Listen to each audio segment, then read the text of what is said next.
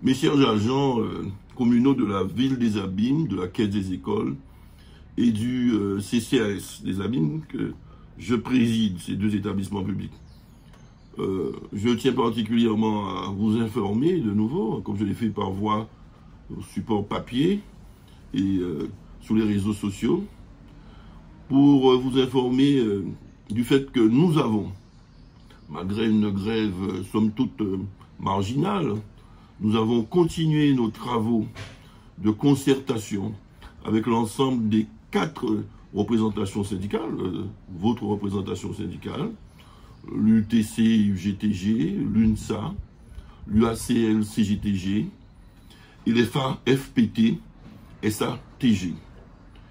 Tout ceci pour mettre en place votre action sociale, l'action sociale qui peut prendre plusieurs formes. Elle est obligatoire, mais le contenu peut changer d'une commune ou d'une collectivité à l'autre. C'est ainsi qu'aux Abîmes, nous disposons du dispositif social CNAS, CNAS, Centre national de l'action sociale, qui offre une panoplie de dispositifs divers et variés. Nous aurons pour le dispositif 2024, après concertation de l'ensemble des 4 formations syndicales, lors de concertations bilatérales, notamment pour ce qui concerne le syndicat en grève à l'occasion des négociations suivies de protocoles d'accord. Nous avons très clairement enregistré les propositions d'ailleurs écrites que nous avons, mais aussi les 3 autres syndicats qui n'étaient pas en grève et qui nous ont fait de même part de leurs souhaits. Donc ainsi nous aurons le CNAS, que une majorité de 3 syndicats sur 4 veut garder. Nous aurons aussi à mettre en place un dispositif prévoyance et complémentaire santé qui est obligatoire par la loi, mais qui peut être bonifié par décision du conseil municipal, sous proposition de l'autorité territoriale, après consultation évidemment, des instances paritaires, notamment le comité social territorial, qui d'ailleurs se réunira le 25 mars 2024 avec les 4 syndicats, l'administration communale, pour pouvoir discuter de ces propositions et des propositions que j'aurais pu articuler de sorte que nous puissions à la fois permettre au SNAS de continuer à se développer, améliorant s'il le faut le dispositif en termes d'information des agents sur l'utilisation, mettre en place la prévoyance et la complémentaire santé, l'abonder, et en même temps faire valoir le droit à ceux qui souhaitent à tout prix des tickets restaurant de pouvoir, s'ils le souhaitent, en disposer. Mais tout ceci dans une enveloppe évidemment raisonnable, financière, qu'on ne peut pas déshabiller Pierre pour habiller Paul. De toute façon, on le fera un petit peu. On ne peut pas mettre tout nu le CCAS pour habiller entièrement le personnel communal.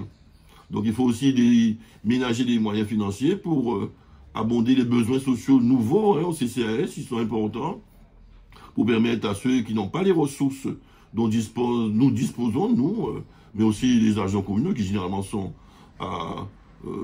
titulaires ou titulaires à 35 heures, entre 28 et 35 heures, mais nous avons des gens qui sont à 0 heure et qui viennent dans mon bureau frapper pour avoir quelques mois de travail ou une aide au CCAS pour boire et manger tout simplement. Alors nous devons être solidaires, nous devons penser aussi à ces gens-là qui font partie de la population, qui sont citoyens de la vie des Abîmes. En tout cas, moi, pour ma part, je veille aussi à leurs intérêts. Ainsi, donc, nous ferons des propositions qui devront rester raisonnables pour faire en sorte de mettre en place des dispositifs après avoir recueilli l'avis, les choix préférentiels de chacun des 4 syndicats. Donc, pour cela, je vous demande évidemment de continuer à me soutenir, malgré quelques opérations très isolées de blocage, voire de sabotage de l'action municipale, parce qu'on bloque un service de cantine, de cuisine, de confection des repas pour nos petits-enfants. 4500 enfants qui mangent dans nos cantines chaque jour ouvrées. Et aussi nos centaines de personnes qui sont les vieux, qui sont à l'EHPAD, et le repas est confectionné également par la cuisine centrale, qui est bloquée par quelques grévistes patentés qui tiennent à tout prix à faire la grève, alors que les choses sont claires, ils ont eu la parole, on a recueilli leurs propositions, ils vont aussi faire valoir ces propositions dans comité technique, comité social territorial obligatoire, instance paritaire. Ensuite, le bureau municipal donnera son avis. Et ensuite, c'est le conseil municipal qui va décider, parce que c'est pas le maire, il faut le savoir. Contrairement à ce qui est dit par certains qui cherchent à vous désinformer, c'est pas le maire qui décide de l'action sociale. Il peut faire des propositions au CTP, au bureau, ensuite au conseil municipal, mais c'est le conseil municipal, l'organe délibérant, qui décide. Qui décide de A à Z. Il peut suivre ou pas les propositions, ou les amender, ou les rejeter. Ok? Donc, je convoquerai évidemment toutes ces instances, CTP, bureau et conseil municipal dans l'ordre. Je pense que le CTP, c'est d'ores et déjà, c'est le 25 mars. Le bureau devrait, le conseil municipal devrait suivre courant avril, début avril. En tout cas, avant, le vote du budget prévisionnel qui, en tout état de cause, doit être effectué au plus tard au mois d'avril 2024. Voilà, chers agents, je vous ai beaucoup trop dit. L'essentiel de retenir, c'est que nous travaillons pour votre action sociale, sans doute améliorée, avec des efforts financiers, qu'on va essayer de ne pas compenser par une augmentation de vos impôts, parce que je sais que vous n'êtes pas non plus pour l'augmentation des impôts, moi non plus, mais il ne faut pas que les contraintes nous poussent à le faire, ce que je ne pense pas que je ferai, en tout cas, pour ceux qui me concernent. Voilà, donc, bon travail, bon jeudi mi-carême, puisque nous sommes aujourd'hui mercredi, hein.